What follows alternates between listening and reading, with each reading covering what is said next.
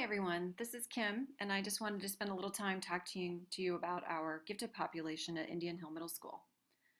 First of all, we're going to talk about what giftedness is, and it's got a lot of different definitions. Nationally, the term means those who give evidence of high achievement, capability in areas such as intellectual, creative, artistic, or leadership capacity, or in specific academic fields, and who need services or activities not ordinarily provided by the school in order to fully develop these capabilities.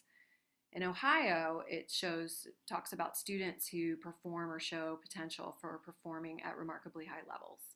And the trigger for Ohio to label a child as identified as gifted would be performing at the 95th percentile, and that would be for cognitive giftedness or academic giftedness.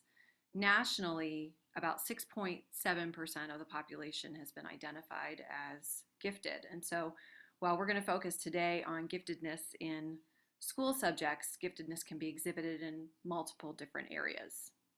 So if we think a little bit about giftedness at the middle school, all of our students is a group of about 483 students. And then the students are a subset of that, the gifted ID'd students, that's about 280 of our students. Out of those, about 127 are served through Discovery. So the idea here is that Discovery is almost like a tier 3 service. We're pulling the students who are recognized as most highly gifted and putting them in a pull-out setting in order to examine and explore learning how to be research specialists, learning how to be learning specialists, learning to better communicate their ideas so that they'll be able to translate those skills in all of their different classes. But as you can see, we've got a number of students who are not receiving special pull-out services, and they are in your classrooms every day. So we want to talk a little bit about how best to serve them. If we talk about areas of state ID giftedness and what's showing up on a report card, we have cognitive, we have math students, we have reading students.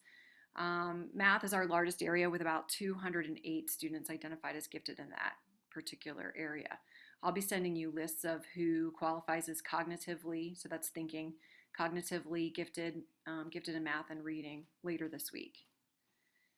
So finally, the reason we have all this information is we have to figure out how to teach these students in the best ways. And while it would seem like if you're gifted, you should just be good at school, the converse is often true. Because students develop at different rates, gifted students in particular may be high functioning in mathematics, but not so great at understanding executive function skills like, oh, I should write that down in my plan book. They also have unique ways of learning and often exhibit limited,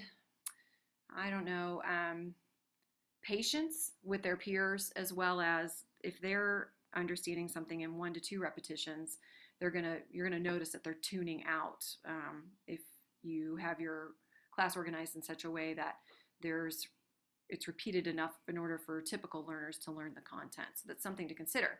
So as we're thinking about addressing their different levels of development and their unique ways of learning, there are 3 main ideas that I want for you to think about. The first one is, like all students, we need to build that relationship with our gifted students. It's even more important that we nurture and engage them as learners and their gifts. We want to help learners find connections with the content area that we're teaching. One way to do that is to make sure that we provide opportunities for open-endedness so that students who are gifted and who are interested can build upon and deepen their knowledge of the content, and we can accomplish that often through questioning or through providing a prompt for students that allows them to take things at the level or to the level that they would prefer.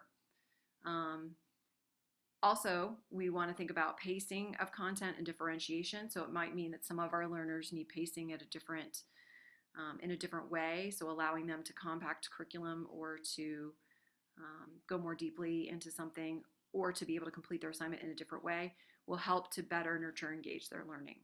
So I hope that this short presentation was helpful, and if you have questions about how best to engage your students, how to incorporate different pacing or differentiation within your content area, please let me know and I will come and help out. Thanks a lot. Bye-bye.